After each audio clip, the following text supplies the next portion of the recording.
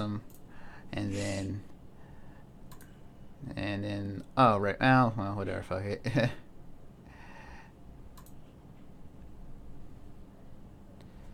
Let's see. I'm going to rename a few one of these things, but all right. Hang on. Oh, okay. So, Mission Start Podcast episode. What episode are we on, actually? Hang on. Let's see. Let's see. So we are on episode. Sorry, people who are watching us on Twitch. We are. Sorry for the delays. I mean, we had to set a few things up real quickly in terms of the show. And I was out late last night. I was up playing video games with other people's. We're on episode. Come on. 60. All right, we're on episode 60. That's funny to me. Okay, episode 60. This title will be called, I don't know, too many games. There we go. And voila. Hello, everybody. Oh, wait a minute. Yeah, there we go. Now we're in the group. Yes. Hello, everybody. This is Anthony Beyond from Mission Start Podcast. And this is your semi-weekly morning show. With me this morning to join us is none other than Greg Dietz. Hi. I don't know why I said it like that. Yes, so Greg will be joining us for this morning. Unfortunately, our other podcaster is a little under the weather, so he will not be joining us this morning, and wish him well. I'm just hoping he doesn't get me sick because we live in the same house. But with that said, let us begin our adventure into the gaming news that is for the past week. Anyways, so I think first off the bat we have to talk about is last time we recorded, it was not broadcasted, and it was during the Awesome Games Done Quick marathon for a week straight. They were speedrunning various games and raising money to prevent cancer, and I can gladly tell the results of it. They raised $1.5 million to prevent cancer. So good shit to you guys. Shout outs to AGDQ, Awesome Games Done Quick crew. Say that 5 times fast. And shout outs to them for making so much money preventing cancer. I had a blast watching it, and I can attest, Greg, you had the same fun too. Yeah. I watched most of it. I really enjoyed how, like, my buddy and I talk about how the speedrunning community can be a little bit toxic or volatile because of, if you watch streams with speedrunners, there are a lot of people in the chat that are really annoying. And that's not to say those people in the chat weren't there during AGDQ, but the community that was there at the event itself, like, they were awesome. Like, everybody there was cool with each other. I never saw any griefing or strife of any kind. Like, everyone was happy, and from what I understand, there were nothing bad had happened except for lots of copious sex. Right, definitely. Which I'm okay with. Right, definitely. Yeah, but shout outs to those guys. I need to go back and watch some of their speedruns I was missing out on. And as I said earlier in the show, I was actually at a friend's place playing some video games. They were watching some speedruns too. I managed to check out. So, yeah, like props to those guys for sure, definitely. Next on our list of topics we want to talk about is Apex. Apex is widely known as the I'd say the Super Bowl of Smash for Melee, Super Smash Bros. Melee, Brawl, and other things that are related to that series. Recently, Nintendo came out and said they were going to sponsor Apex for this year, and because of that, registration for Super Smash Bros. Melee has broken over 1,000 people to register. On top of that, Smash 4 is nearing 1K. And they haven't kept it yet. they said, like, I heard that they capped it, but they haven't capped it yet. So like, at this moment, last I remember hearing, that goes like 1,035 entries for Melee, which is crazy, and is like the third biggest entrance so far for a single game at a tournament. Um, it's astounding. I've been playing fighting games for a little over a year now. I've been kind of grown into the fighting game community and how many entries for each game. This is the most I've ever seen at all in my entire time being in the FGC. So this is crazy to me, and man, it's going to become very exciting and very hype when Apex happens.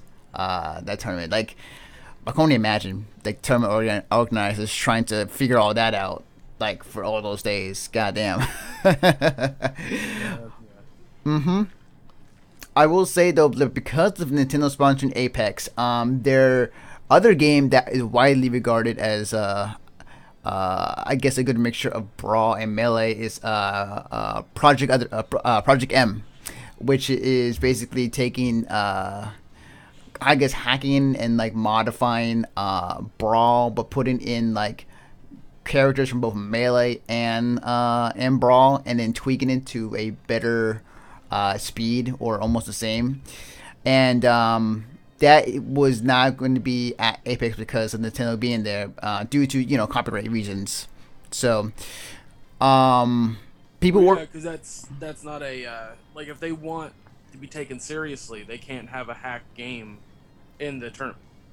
Like, even if it is considered by a lot of the fighting game community as a good game and that it works well and it's very balanced, they still can't do it.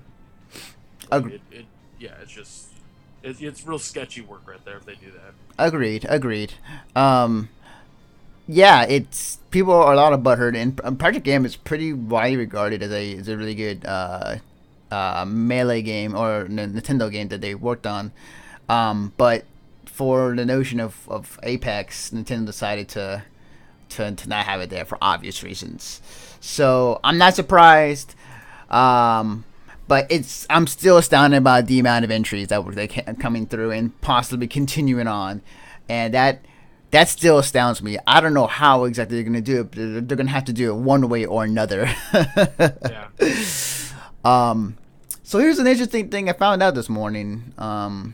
So remember a game called Rock Band? Yeah. Remember those instruments, those $25 instruments we had to buy, those space that were taken up in our household of just nothing but plastic instruments, where we felt like rock stars when we really didn't. So yeah, like, Rock Band is bringing back some DLC or some new DLC for its library, which I'll name right here. It is Foo Fighters, Avenged Sevenfold, and Arctic Monkeys. Now, here's the thing: we've kind of lived in we saw the beginning of the hype and the end of musical games and instruments. Specifically with not Rock Band, but specifically with Guitar Hero. Now, Greg, honestly, I feel like Rock Band, the way it's set up, I feel like it never should have died. Like, I felt like what it was set up for was great. Absolutely. Do you think with this kind of showing this new DLC, do you think maybe they're starting to make a comeback in terms of like new music for Rock Band, or do you think maybe it's too little, too late to even bring them back in the first place? It is too little, too late. However, there's two factors you have to put into this that I find really fascinating. First off, Rock Band is only for the past gen consoles. There is no Xbox One, PS4 Rock Band. So whoever's buying these songs is definitely buying them on the past gen. No, I'm not saying that you shouldn't buy them if you want them. You should absolutely buy them if you want them. As a matter of fact, the head guy of the group that I stream for, he is a huge rhythm game fan, and he has purchased every single Rock Band song, like, ever since they started doing DLC. And so he's excited. He's gonna buy it. He's gonna buy those songs. Mm-hmm. But what the thing that's fascinating to me is that there's two things here that I can only fathom as to why um, EA and Harmonix are doing this, and that's simply for the fact that they're losing money. There are other Yeah. rhythm games, the other Yeah. things that Harmonix is doing, it's not making money. And what was making them money, if you go back and track the numbers, what was still making them more money at the time of its release, when they came out with shit, I can think of it, Dance Central. Right. Rock Band's DLC was still making more money than Dance Central. Yeah. So I think that's their end goal, is like, oh well, if we start doing this again, we'll start making money again. But at the end of the day, it's gonna be too little too late. People have moved on. Rhythm games are not as big of a commodity as people want to think they are. Like, don't get me wrong, I have nothing against rhythm games. It's just, if you look at the history of rhythm games, they're really, really, really hot for like a minute, and then they die for like a while. And then they come back and they're really, really hot again, and then they die for a while. That's the rhythm game market.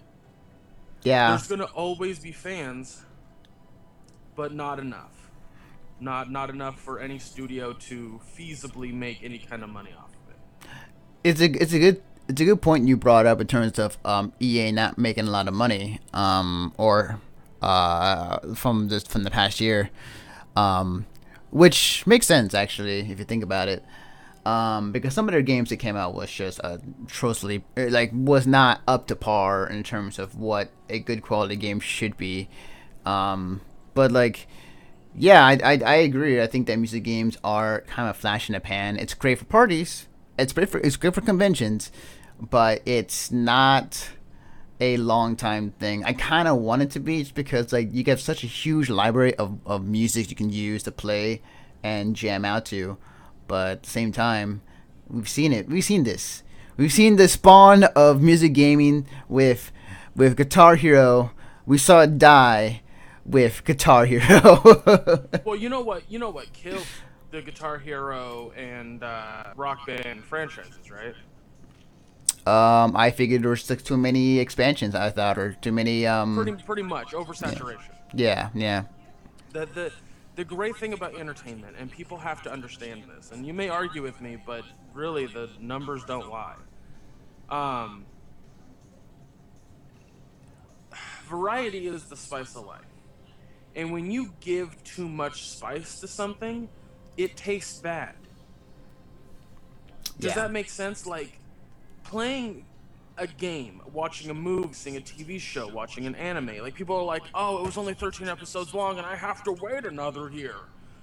Well, why would you want the entire thing in one go? You're gonna burn yourself out. You know, shows only last like 5-6 years because they don't want it to get stale and get old. There's a fucking laundry list of TV shows and movies that have gotten stale and old because they run too long. I know people who went and saw the third Hobbit movie and were just like, yeah, no, I'm done. Because it's just too much. Agreed. I worry Star Wars will go that route, but I mean, clearly that's not necessarily the case at the moment, because Rebels is doing really well. And it's really good, too. Like, I should mention that. That show's amazing. Mm-hmm. But, you know, like with just that was the biggest thing, was like all of a sudden we had an Aerosmith Guitar Hero and a Beatles rock band and Metallica Guitar Hero, and it was too much, too quick.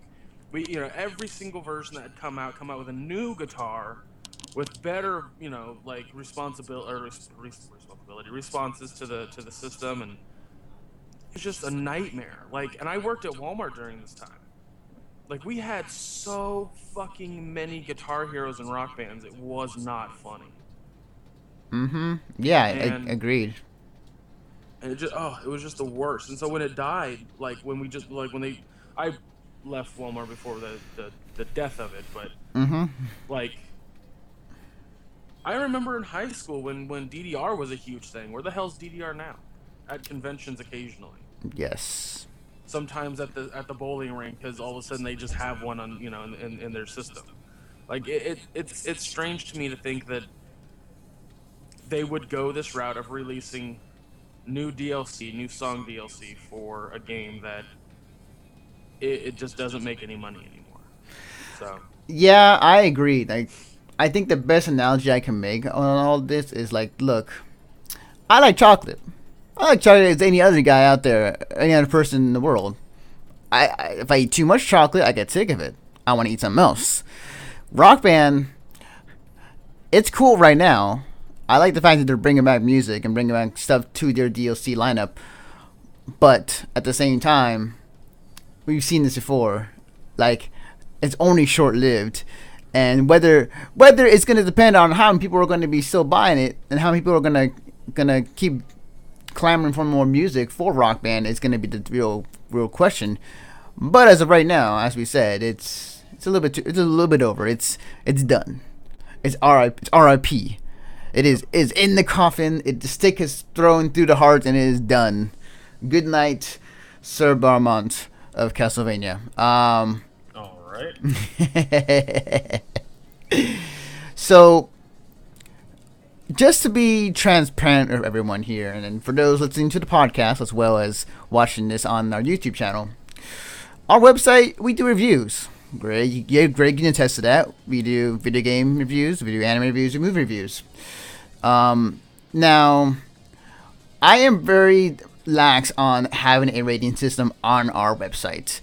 And it's because I like to keep it open-ended to every reviewer on the site to have their option to put a score or not to put a score on there. It's their own prerogative. Recently, one of the big major gaming websites, Joystick, decided to do away with their whole scoring system. And I actually applaud them for that.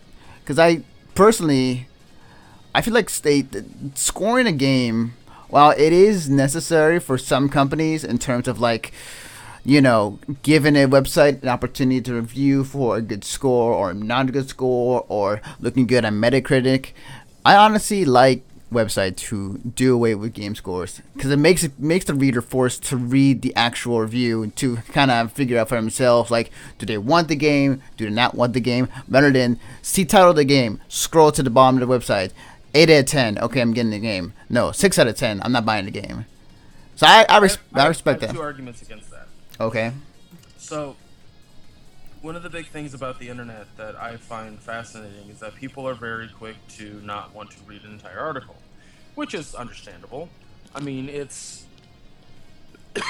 pardon me. It's the internet is for like quick entertainment. It's for bing bang boom, I'm done. You don't go onto the internet unless it's fucking Netflix to spend hours and hours on one thing. It doesn't work that way. Now, the great thing about the internet at the same time is that it is designed to be or to house intelligence, I should say. It's there to house that kind of overarching intelligence. So writing a full review of something and putting every detail of said thing like that you want to make a point about in the review is fine. But when I go to a site, and I've talked to many people about this because I wanted to get people's opinion on it. I wanted to see how people felt about the situation. And when I go to a site and I see a wall of text, my brain immediately shuts off. I lose interest. Because I don't want to sit there, especially when it's a review. Right. Like, get to the point. Don't beat around the bush. It's not necessary. People don't people don't ask you about your review because, like, how you think about this thing, because they want you to write a fucking dissertation on, for your college class. That's not why you go and read a review. You go and read a review to know if it's worth your time or not. So when you go and read my reviews, and this is my personal thing, and I don't put this on anybody else, but when you go and read my reviews, every time I go to talk about one thing, it's 3 sentences max. And that's because something that I've learned in my life, and this doesn't necessarily have to do exactly with writing reviews. This is the point I'm making. I have a tendency to ramble and to put every ounce of detail into something that I don't need to. Every friend of mine has ever told me that. I understand that's a thing that I've worked on. I've gotten a hell of a lot better at it too. That has translated into my writing due to the fact that I know when it's getting too heavy-handed or too long-winded. You know, bring up just the points that are necessary and then move on. All of my reviews are less than 1,000 words because of that reason alone. Maybe I'm undershooting that or overshooting. I don't know. It's got to be around that number. Mm-hmm. Unless I do 2 games in one review, then it's like super long. Right. But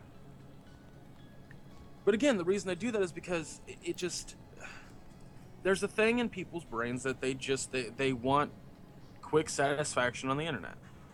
That's why at the end of all my reviews I put an overall, which is basically a too long didn't read. Because I understand that people don't want to read don't want to read a full review. I get it.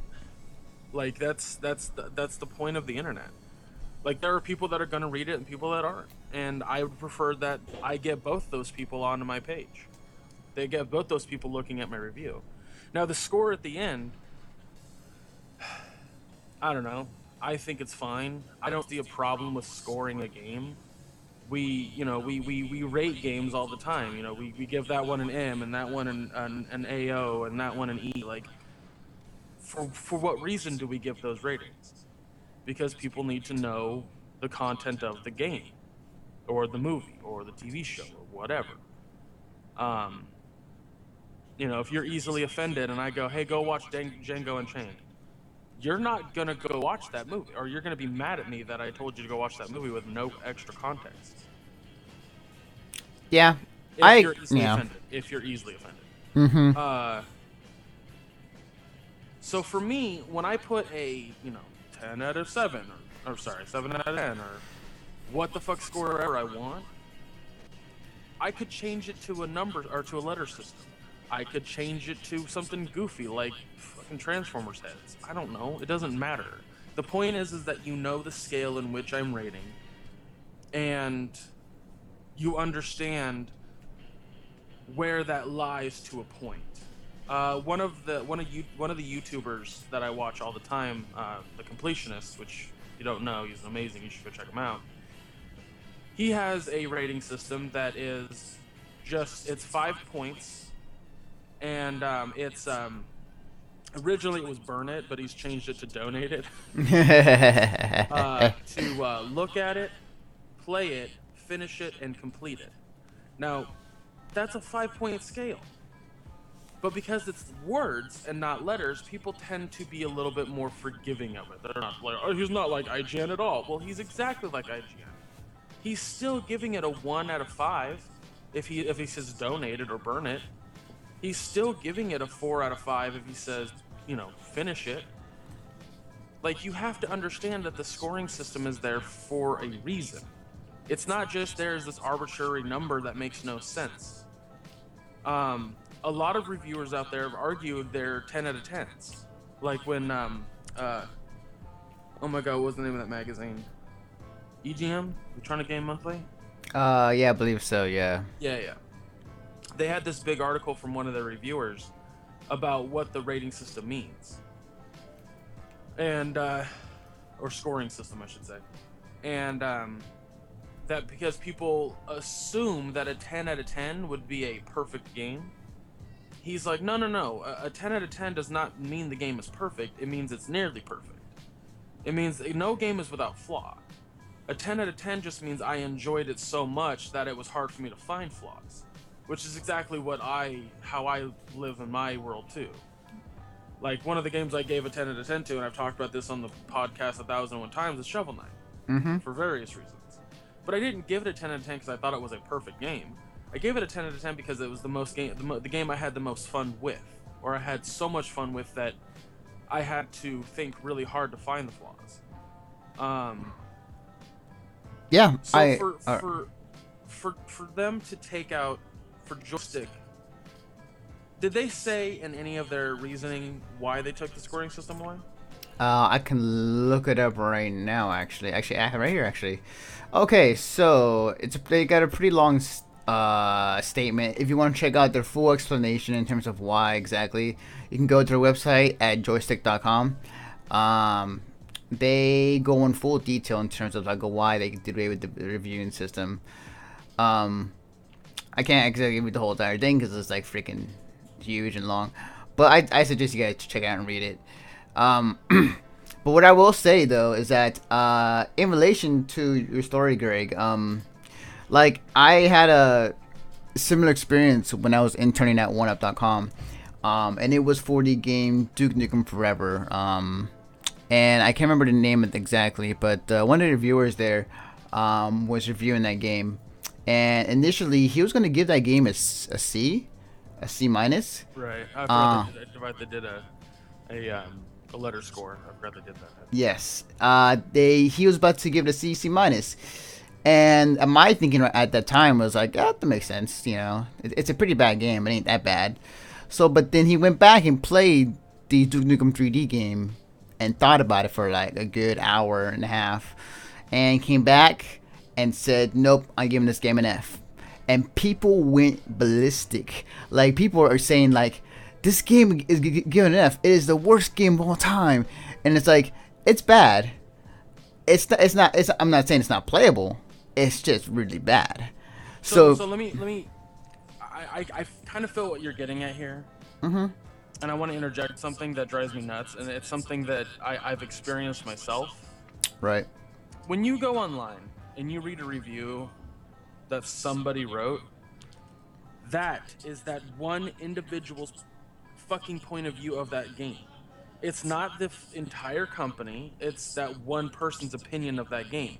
If your opinion is different of that game, so what? You have every right to write that guy and say, here's why I disagree with you. But do it in a respectful manner, man. Like, to lose your shit because someone disagrees with you makes no sense to me at all. Welcome to the internet, man. No, I know. Like I said, I've experienced it firsthand. I'm just saying, like, it's something that'll always frustrate me no matter how long I'm on the internet, because I don't get it. Like, I don't like Destiny. I don't think it's a very good game for a number of reasons. But in no way, shape, or form should you ever tell me that I'm an idiot for not liking it, or that I don't know what the fuck I'm talking about for not liking it. Mm-hmm. Like, not you, but you. I hear you. I don't know. It's fucking maddening, and I feel bad for that guy because his opinion on the game was bad, and not bad as in like he wrote a bad review, but he did not think that game was good, and people made sure that they know it, or that he knew it, because they have to. It's the fucking internet. Well, of course. I think the one thing though is like, he's like, well, people disagreed with him greatly. On the other side of things, I remember Jeremy Parrish at the time, who was the editor-in-chief, and it was like actually pretty happy because it's like, you just gave us like traffic for the next good month. So that was the flip side of all that. Fair enough. I would never want to be that guy that gets traffic to a site for like making, like, intentionally writing a review that's going to get attention. But if it was a situation like that where it got a shit ton of traffic because people were angry at me, I would be just like, oh man, this is the best. It's like a warm marshmallow all over my body. Very, very duly noted. All right, so it's about that time, fellas. It's time for your gaming esports minutes. All right, so let's begin. Okay, so start us off. So, Hearthstone ESL Legendary Series. First place. Hang on a minute. Let me put this closer to my face so I can read this. Okay. And sorry if I'm going to pronounce these names wrong. So, first place was Zalane. Second place was Pimpin' Ho. Third and fourth place was Liquid Saviz. And also third and fourth place was Archon Amaz. Next, we had the Street Fighter Master Series held by Canada Cup. Pierre Jupiter with Martian Manhunter. Then we move on to Ultimate Marvel's Capcom 3. E.G. Justin Wong. Oh, my bad. Okay, whatever. I'll go from the top down now. E.G. Justin Wong wins it with Wolverine Akuma Storm. KIT's own Cloud 805 with Zero Virtual Dante. GB Not Enough Damage with Zero Doctor Doom Virgil. IG Full Schedule. Sea Viper Doctor Doom Antomaratsu. The Steam Company IFC Ipes in 5th place with Nova Doctor Strange Spencer. 5th place also Boost Jan with Hulk, Shumagorath, and Hagar. 7th place was MB Elite Curry with Captain America, Nova, Strider, and Captain Nova Strider. Yeah. 7th place also tied was Control Flux with Zero Virtual Dante. 9th place was SPK Wolverine Dante Kuma. Also for 9th place was Jay Rosa with Morgan Doctor Doom Strider. 9th place also as well as PAG Crazy Joe with Sea Viper Dante Strider. And running out the last 9th place was Control Ray and Magneto Doctor Doom Sentinel. And then the tie for 13th place was Remy Martian with Magneto Doctor Doom Virgil. Korean Guy Nova Doctor Doom Virgil. Ramasama Hagar Dormammu Magneto. HB Crescent with Firebrand Dormammu Doctor Doom. Starting to see a trend here. So, 4 Super Smash Brothers for Wii U. Going from the bottom to the top. 7 K-Man with Dr. Mario and Captain Falcon. STVG with STV Fuzix with Sheik. 5th place Jester Kirby with Rosalina and Luma. 5th place with KDG Stingers with Diddy Kong, Rosalina, and Luma. 4th place, the Reflex Wonder with Wario. 3rd place was STVG Static Manny with Sonic. 2nd place, CT ESAM with Pikachu. And 1st place, EMP Mewtwo King with Diddy Kong. For Super Smash Bros. Melee, we have 7th place going to SSPB&J with Fox. Spade with Samus. KDG Stingers with Peach. 2 Krunk Villain with Luigi and Mario. CTESAM with Samus and Fox. Iori with Captain Falcon and Peach. GK Okeman with Ganondorf, Donkey Kong, Samus. And 1st place was again EMP Mewtwo King with Sheik, Fox, Mart, and Pichu. Going into Tekken Tag 2. In the 7th place was Sword of Dios with Lily and Anna. 7th place also was Pork Chop with Bruce and Brian. 5th place was Al Cruising with Devil Jin and Kazuya. Also in 5th place was B-Lo, Joel, Fury, Jack, 6, and Murdoch. 4th place was KIT's own Little Majin with Armor King and King. Wei Gamble with Lei, Leo, Unknown, and Fang. 2nd place was Cody with Hachi and Kazuya. And 1st place was Incognito with Brian and Bob. We're almost there, guys. Guilty Gear Xrd Sign, which actually should be in the next page.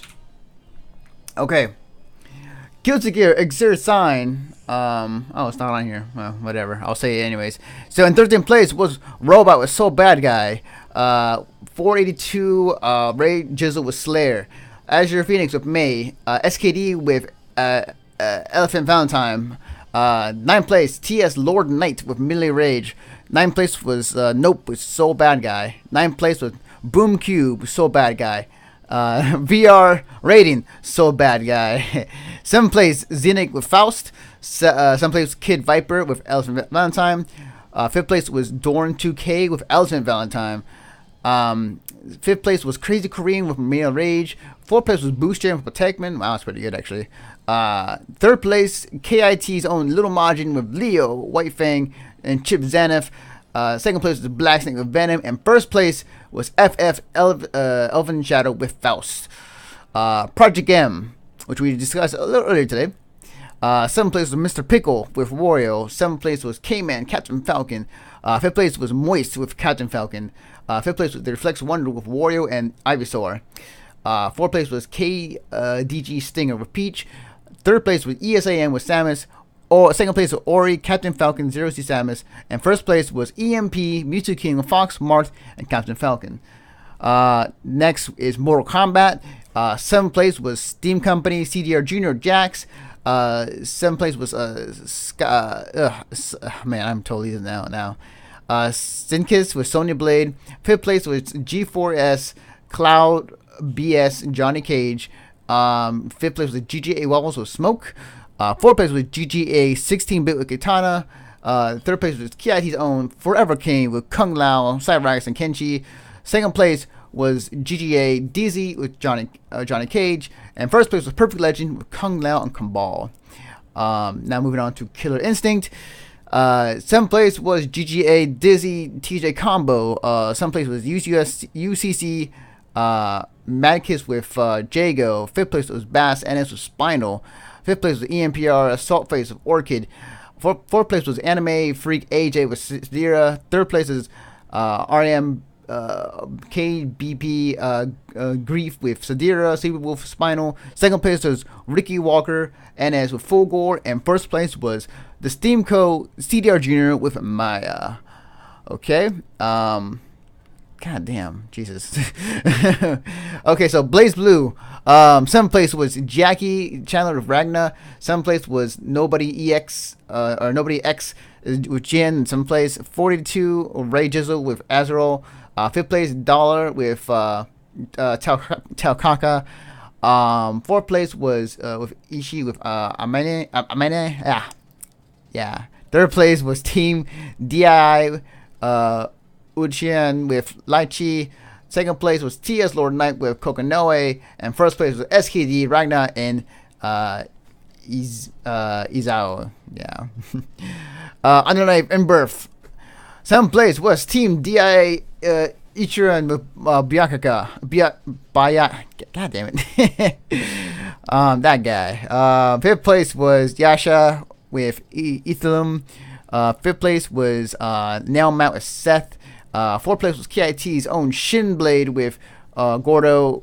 Third place was WA Argonauts with Wansenstein and Gordo. Third place was Control Flux with Bautista. And first place was TS Sabin's Hilda. That's TS Sabin with Hilda.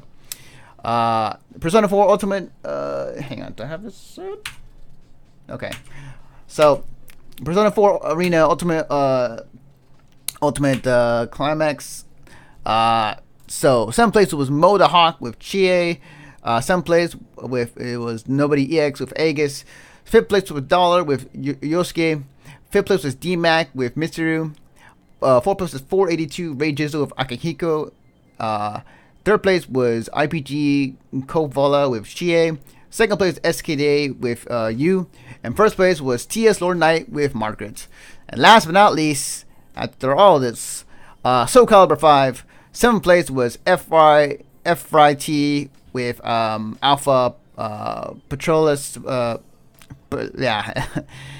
place Unknown with Natsu. Fifth place was Caddy's own Little Majin with Cervantes. Fifth place was Sword of Dios with Patrolus. Fourth place was Mystic Bill with Natsu. Third place was Salty Fist with Zwei. Second place with Histoko with Lexia and Pyra. And first place was Astaroth with Astaroth. And then last but not least, we're not done yet, guys. The StarCraft 2 the StarCraft 2 Pro Tour is going on right now. And right now, as it stands, from this past weekend, Prime versus CJ Entis. CJ wins it 3-2. KT Roster versus SK Telecom T1. KT Roster wins at 3-2. Samsung Galaxy versus StarTel Yoke. StarTel Yoke wins 3-1. And MVP versus Jin Green Wings. Jin Air wins 3-0. And that is more than an esports minute. Woo! Okay. So, the longest minute in the history of mankind. That was a very, very long minute indeed. Okay, so back to our show. Dailymotion recently announced that they are launching their own streaming service called Daily Motion Games. It is in beta. You can still sign up for it, but they're essentially trying to hop onto the stream bandwagon. Daily Motion is one of the popular video sites out there. Not as popular as YouTube, but pretty up there in terms of rankings. Now, I kind of feel like this might work, to be honest. I kind of feel like this might actually become a thing that they may draw enough crowd to kind of consider, like, if Twitch doesn't work for you, like Daily Motion would be another place to go to. Well, here's why I'm going to disagree. Twitch is such a fucking monolith in the streaming world right now that the company that owns it, Justin TV or whatever it was, still is technically, shut down that side of their streaming service. They no longer have a Justin.tv. It's all Twitch now. That's true. That's very true. And this was done, I think, last year, I want to say. Mm-hmm. I don't see Dailymotion putting any sort of fight towards them. Just don't see it. Like, it doesn't make any sense to me that would be a thing. Right. I'm not against Dailymotion trying it. I just don't. I don't know. I don't see it. I don't see them putting a dent in Twitch at all. There are hundreds of thousands of people that make money off Twitch now, much like with YouTube. And Dailymotion tried to come in and was like, we're gonna take some of that YouTube market, and it barely did. Like, barely did. Mm-hmm. So I don't know. I don't see it being a thing. I really don't. I agree that Twitch is the biggest monster in terms of streaming out there with games, and potentially other things as well. Like I can really potentially see. It's already out there, and you definitely can see that. What Dailymotion is trying to do, I would say though, it won't make a dent in the kind of streaming game market, but it will make enough for them to it makes somewhat of profit. Not as much as Twitch, maybe not as much as YouTube, but just enough to get them by. I find it really, really interesting, to be honest, about Dailymotion getting into the game. Dailymotion, the company that runs or the people that run Dailymotion, seem like they're just a good year behind everybody else. Yeah, I agreed. Yeah. That's why I don't think it's gonna work. Like, people have it's an established thing in certain areas already. Like, Hitbox tried to come in and was like, if you're mad at Twitch, we got this over here. And when Twitch changed their VOD thing, like, Hitbox got a lot of traffic, and then when Hitbox wasn't updating their stuff fast enough, people went right back to Twitch. Agreed. I've seen it kind of already happen, and I just don't like, unless Dailymotion puts out a streaming service that is so good and like 1,000 times better than Twitch, it's just not gonna happen. Agreed. So we have to wait and see in terms of how that goes. So the next thing I wanted to come up and talk about as soon as the video loads up. Okay, so there's been some announcements happening this past week. One of which was Nintendo Direct, happened this past week. Announced a few games, like you see here with was it Fire Emblem 2? I think it was. I did not watch that Direct. I need to pull up the list of games that they announced. But yeah, they announced a few things. They showed up more of Splatoon. They announced that there's a new Legend of Zelda remake coming to the 3DS, which is Legend of Zelda Majora's Mask. Yeah, but that's been announced before. I've known about that because there's a couple friends of mine that are huge Zelda fans, and they've talked about it. It was announced, yeah. Gotcha. Okay, gotcha. You said that, and I was like, that's not new. But like in terms of other things happening, in terms of announcements, the new 3DS XL was shown off yet again, but also assured everybody the price of it would be the same price as the 3DS. I believe the same price of it as of right now or as it was launched. So I'm not quite sure on that front, but I think it was a good smart move from Nintendo to keep it at the same price or the same price level as the 3DS, just because like it is a better 3DS, but it is slightly better. Like a better processor, better graphics, and you have a new nub now which you can like use to navigate stuff. So Yeah, like, Nintendo's very like. I'm really surprised that they even came out with a new 3DS. same here. Just simply due to the fact that like they're still keeping their heads just above water when it comes to not going bankrupt or being bought by a company. Um, I think that because like, man, if you remember recently, like they've been in dire straits to release a new console that they're like, there's only like there's games coming out you can only play on this new console because essentially it is a new console. It's just new 3DS because none of them are creative enough anymore. Yeah. Um, God, that sounds mean, but that's ridiculous. I mean, like, here's the thing. Like, then we've said it before. Nintendo has owned that portable market. They own like that the market. Like, if you come up to somebody who goes to a convention and you ask them like, "What portable gaming device do you have?" and they say most likely 9 out of 10 or 8 out of 10 times they'll say, "I have a DS of some nature." Right. And that Nintendo owns that space, no doubt. And I believe that a good amount of their money comes from that. Oh, that's where. Well, when remember when the Wii U or the Wii like sold an insane amount of copies? Mm-hmm. Nintendo went and took that money and put it into research and development for new things. The problem is that Nintendo came out with the Wii and went, well, because the GameCube was kind of this system that didn't sell a shit ton. Like it sold Mm-hmm. enough. It sold Mm-hmm. enough to keep them, above water. Their handheld was still still selling more. Then the Wii came out and their Wii just blew up and was selling way more than the DS. Yeah. Then they came out with the 3DS. And the games that they were coming out on the 3DS were more entertaining. And this is a trend that I talk about all the time. People look at motion gaming as a gimmick. It'll never be a staple like controllers are now. The reason that the 3DS plays or sells a lot more and a lot better than the Wii consoles, the Wii or the Wii U, is because people just don't care about motion controls. If you Mm-hmm. come out with a game like if like because the Wii U to me was the smartest that they've been with the newer generation. Um, and the Wii U is a great console. In no way, shape, or form am I knocking the Wii U.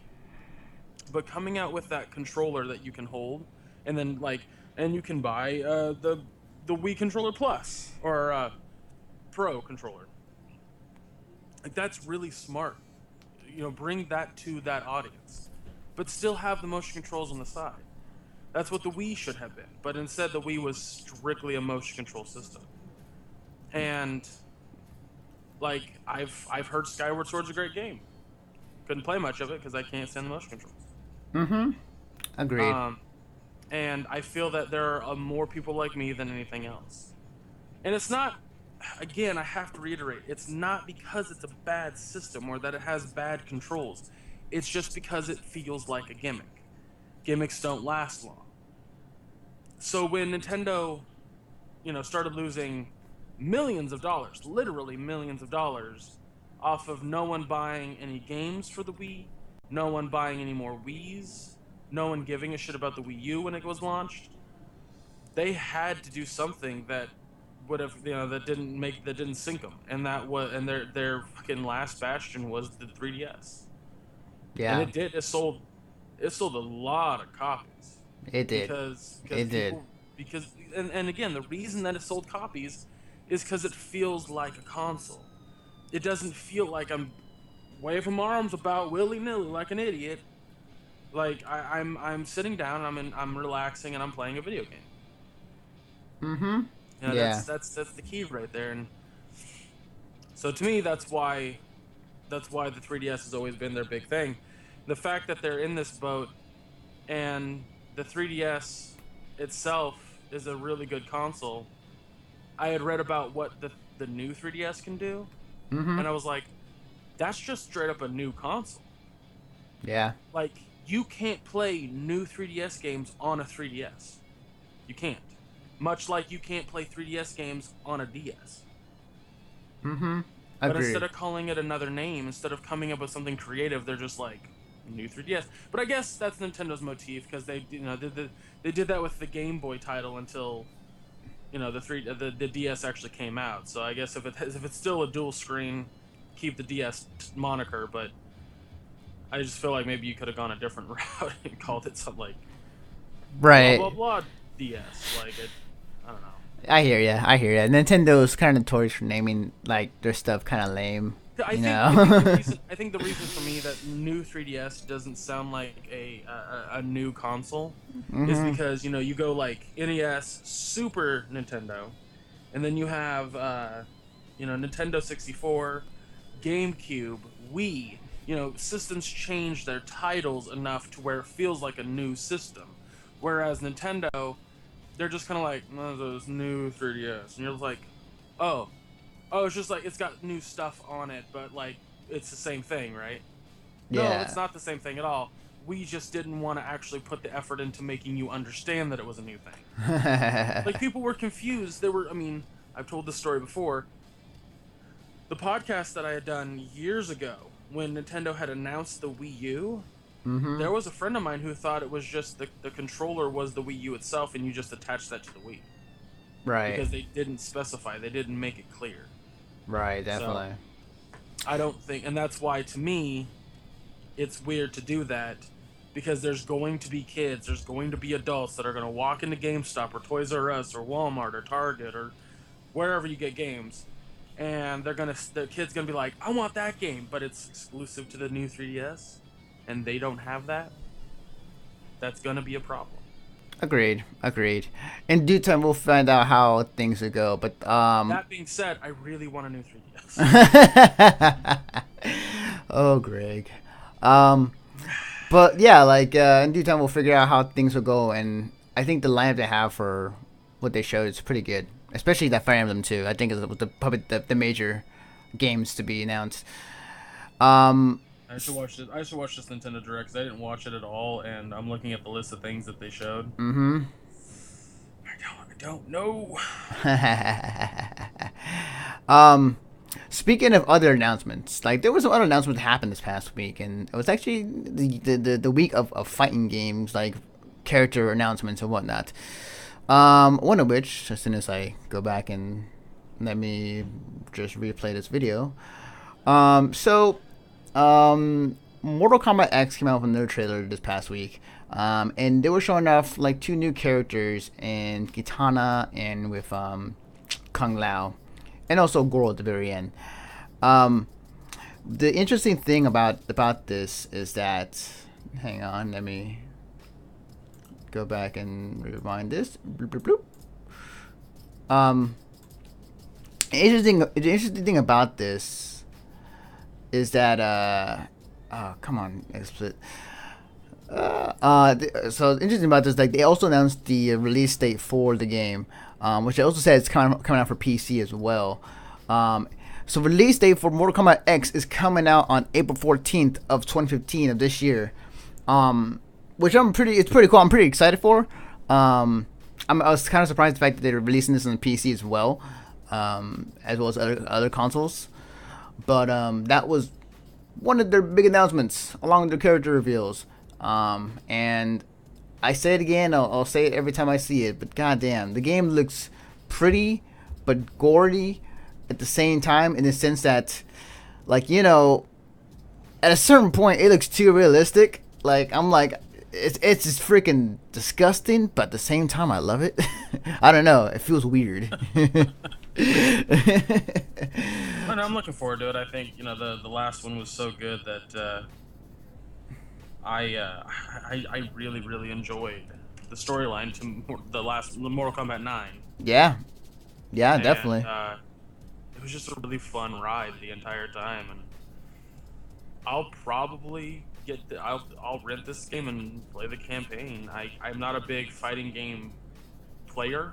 Mm-hmm. Love fighting game in the tournaments and stuff. That's just so much fun to watch. Mm-hmm.